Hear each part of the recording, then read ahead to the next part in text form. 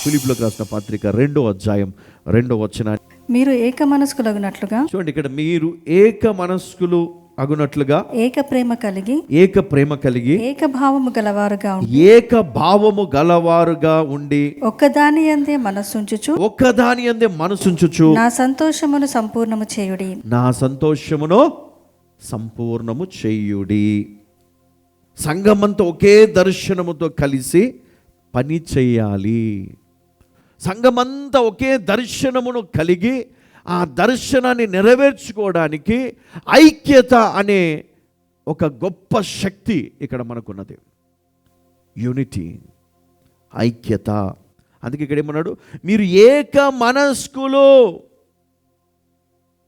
అయి ఉండమంటున్నాడు. ఏక ప్రేమ అంటే మీరు వేరు వేరు గ్రూపులుగా కాకుండా, వేరు అంటే చూడండి, కొంతమందితో కలవరు. వాళ్ళతో ఎందుకు మాట్లాడు, వీళ్ళతో ఎందుకు మాట్లాడేదా, మనం కనబడ్డా పోనీలే పక్క నుంచి తప్పుకొని వెళ్ళిపోదాం మనం. ఇది పనికిరాదు. దర్శనాన్ని నెరవేర్చే విషయంలో ఐక్యత కావాలంటున్నాడు. ఎందుకంటే ఐక్యత కలిగి ఉన్నప్పుడే శత్రువుని నేమి చేయలేడంట. నువ్వు అందరితో కలిసి ఉండాలి, కుటుంబంతో కలిసి ఉండాలి. నేను వేరు అని నువ్వు అనుకుంటే సాతాను నిన్ను తీసుకొని వెళ్ళిపోతాడు. చివరి వరకు నీకు అర్థం కాదు. చివరి వరకు ఒక వ్యక్తి మరణ పడకపైన ఏడుస్తూ ఉన్నాడంట. మరణ పడకపైన ఏడుస్తూ ఉన్నాడు. ఒక దైవజనుడు వెళ్ళాడు.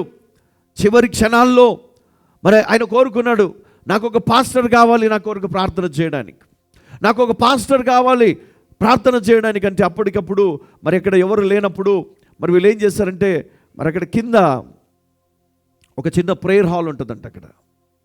అక్కడికి ఎవరైనా ఉన్నారా కనుక్కోమన్నప్పుడు పంపించినప్పుడు అక్కడ ఒక దైవజనుడు మరి ఎవరినో దర్శించడానికి వచ్చాడు. ఆయన అక్కడ స్థలంలో ఉన్నాడు. ఆయన పిలిపించారు. అయ్యా, మరి నా కొద్ది నిమిషాల్లో చనిపోబోతా ఉన్నాడు, చివరి కోరిక మరి ఆయన అడుగుతూ ఉన్నాడు, ఒక దైవజనుడు వచ్చి నా కొరకు ప్రార్థన చేయాలా. ఆయన వెళ్ళాడు. వెళ్ళి, అయ్యా నేను చూస్తుంటే చాలా బాధేస్తుంది, మరి ప్రార్థన చేయమంటారా? ప్రార్థన చేస్తానన్నప్పుడు ఆ వ్యక్తి అన్నాడంట, అయ్యగారు నేను కొద్ది నిమిషాలు నీతో మాట్లాడాలా, ఆ డోర్ వేసేయండి, అందరిని బయటికి వెళ్ళమని చెప్పండి. అందరు బయటికి వెళ్ళిపోయారు. ఆయన చెప్పిన మాటని తెలుసా?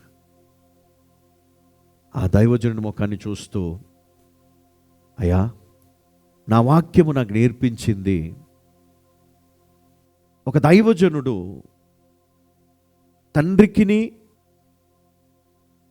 కుమారునికి పరిశుద్ధాత్మకు మరియు సంఘానికి ఈ వ్యక్తి మధ్యవర్తిగా ఉన్నాడంట. అయితే నేను ఆ వ్యక్తిని అనరాని మాటలు అంటూ అతన్ని నేను కొట్టాను, తిట్టాను, వెళ్ళగొట్టాను, అసహించుకున్నాను. తర్వాత ఆ సంఘములో నేను ఒక బలమైన నాయకునిగా అవతరించాను. అందులో నాకు నచ్చిన వారిని నేను గ్రూపులుగా పెట్టుకున్నాను, నచ్చిన పనులు చేస్తూ ముందుకెళ్ళాను. కొంతకాలం తర్వాత తెలియని ఒక రోగము నన్ను ఆవరించింది. ఆ రోగము మెల్లిమెల్లిగా నా జీవితాన్ని నాశనం చేస్తూ వచ్చింది. ఆ రోగము మెల్లిమెల్లిగా నన్ను ఈ బెడ్ పైనకి తీసుకొని వచ్చింది. నేను బెడ్ పైన పడిన తర్వాత ఇప్పటి వరకు నేను మళ్ళీ లేవలేదు. నేను చేసిన పాపం నాకు తెలుసు. నేను కుటుంబాలను విడగొట్టాను, సంఘాన్ని విడగొట్టాను, సంఘములో ఐక్యతను పాడు చేశాను, సంఘములో నేను ఒక ద్రోహిగా నేను ఉన్నాను. కానీ అందరిలో పెద్దవానిగా ఉన్నాను కాబట్టి ఎవరు నన్ను ఆపలేదు. కానీ ఈరోజు ఇక్కడ నేను క్షమాపణ కోరకపోతే దేవుడు అక్కడ నాకు అవకాశము లేదు. కాబట్టి అయ్యా నా పాపాలన్నిటినీ నీ ముందు నేను ఒప్పుకుంటున్నాను. ఇంకా ప్రాణం పోతుందేమో ఇంకా కొంచెం సేపట్లో. ప్రతిదీ ఒప్పుకొని చెబుతూనే ప్రాణం విడిచేశాడంట. ఇది యుగోస్లేవియా అనే దేశంలో ఒక బలమైనటువంటి ఒక నాయకుడు, సంఘ నాయకుడు చివరి గడియలో ప్రాణం విడుస్తూ ఆయన ఒప్పుకున్నటువంటి విషయాలు.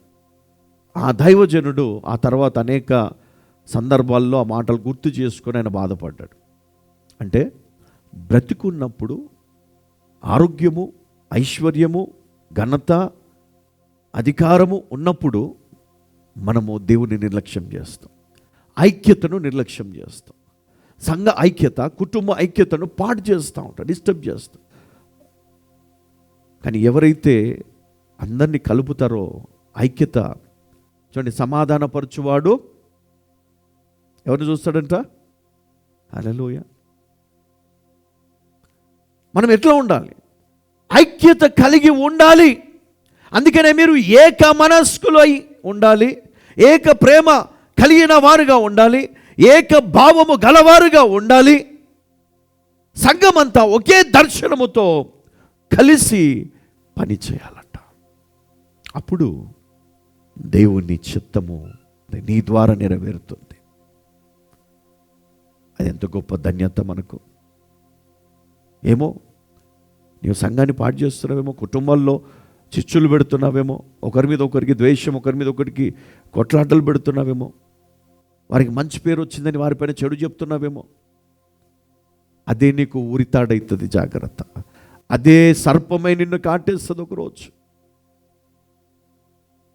దేవుడు నీకు నేర్పినది మంచి, ఆ మంచినే నువ్వు పాటించు. అందుకనే ఈ దర్శనములో కలిసి పని చేయడానికి ఐక్యత అనే ఆ అభిషేకములోనికి నువ్వు రావాలి.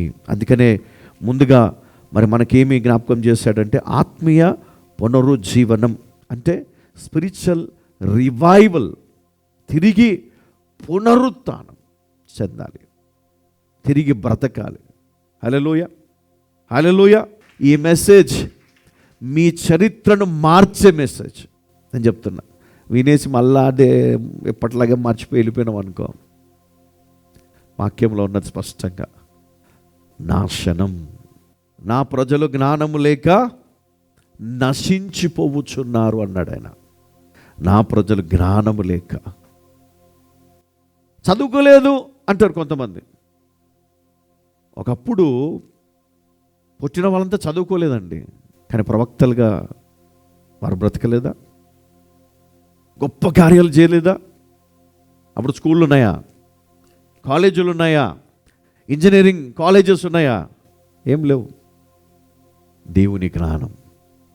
చెప్పండి ఏంటమ్మా అది? దేవుని జ్ఞానము. చివరిగా ఏంటంటే యాక్షన్, అంటే పనిలో భాగస్వామ్యం. మరి ఒక పని ఉంది, ఆ పనిలో మేమందరం కలిసి పని చేస్తాం, మేము కూడా పని చేస్తాం. చాలామంది వింటాము, మనకు అర్థమవుతుంది, అంతవరకే. నేను ఒక్కనే, నేను నా కుటుంబం అంతే. కానీ సంఘం కొరకు పని చేయాలంటే ఐక్యతలోనికి రావాలి, ఐక్యత కలిగి పని చేయాలి. ఏం చేయాలి? పనిలో భాగస్వామ్యులు అవ్వాలి, పాలు పొందాలి ఆ పనిలో మీరు కూడా. అది అప్పుడు పూర్తవుతుంది. ఆ పనిలో మీరు పాలు పొంది ఆ పనిని పూర్తి చేయడము మీ బాధ్యత. చూడండి ఇక్కడ ఏమని రాయబడి ఉంది, నెహెమ్యా 2వ అధ్యాయము 18వ వచనం. దియుగాక నాకు సహాయము చేయు దేవుని కరుణాహస్తమును గూర్చియు రాజు నాకు సెలవిచ్చిన మాటలన్నీ నేను వారితో చెప్పి తిని, అందుకు వారు మనము కట్టుటకు పూనుకుందాం. వారు ఏమన్నారంట?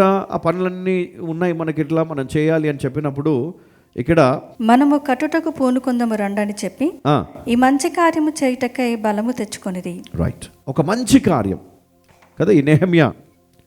మరి ఆ చుట్టూ ఉన్నటువంటి ఆ గోడలను తిరిగి నిర్మించడానికి మరి ప్రజలను ఆశ్రయించినప్పుడు వారందరూ కూడా కలిసి ఏం చేశారు? ఈ మంచి పనికి తప్పక సహకరిస్తామని, మనము లేచి కట్టుదము రండని చెప్పుకొనిరి, ఆ మంచి కార్యము చేయుటకు పూనుకొనిరి. మరి అదేవిధంగా ఆ గొప్ప దర్శనాన్ని కలిగి ఉన్నాం సంఘంగా కాబట్టి మనము మరి దేవుని నిమిత్తమై ఆ గొప్ప నిరీక్షణ కలిగి ప్రార్థనలో, ఎడతెగక ప్రార్థనలో మనం ముందుకు సాగుతూ ఈ వాక్యం అనే పునాది పైన మన జీవితాలను కట్టుకుంటూ ఆ దర్శనాన్ని మనం పూర్తి చేయడానికి మనమంతా కలిసి పని చేయాలని మీ అందరికీ దైవిక పిలుపునిస్తున్నాను. Divine calling. హల్లెలూయా, హల్లెలూయా.